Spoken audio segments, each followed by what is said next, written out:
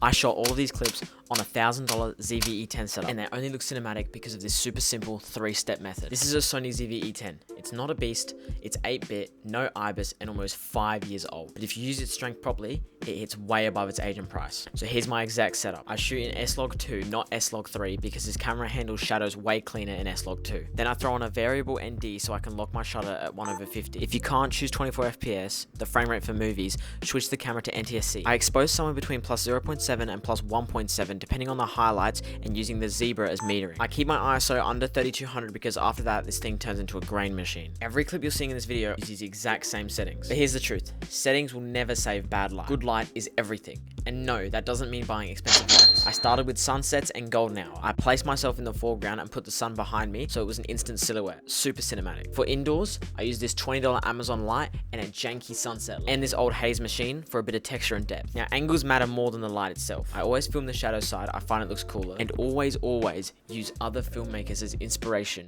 by seeing how they frame their shots and borrow their ideas. Now this is the step most people skip, and it's also one of the most important ones. Color grading S-Log2 might look scary, but here's a very simple 5-node setup. I know nodes can be scary, but trust me, it's really simple. We've got a brand new clip, we go into the color tab, and there's already a 1 node. We press Alt-S 4 more times to get 5 nodes. We're also going to right click and add a layer mixer. We're going to add these 2 nodes into the layer mixer, remove that, and add this output into the end. Now I'm going to label these. The first one is white balance, the second one is pre-log, third one is log, fourth one is post-log, and the last one is just final touches. We're first going to start on the third one, where we're going to go into the LUTs, and the LUTs from color grading central, I'm going to go to log to rec 709, and here's a Sony S-Log2. I'm going to drag that onto log. As you can see, a couple of colors have come through. We're going to go back to the first node and just move these 2 around to get the correct white balance. Then we're going to go into the pre-log and just add a little bit of contrast. You can decrease the highlights a little bit, just nothing crazy. We're going to go into post-log, where we add a little bit more contrast. Maybe we'll decrease the highlights a little bit more, bring up the shadows maybe. And then with the final touches, I'm going to move these sliders around until I find something that looks pleasing. So I've got to say, and connect these 2 together. That's how you go from this to this. Luckily, you do not have to do this for every clip, and you can save this and apply it to all your other clips. What you have to do is right click, grab still, and so in here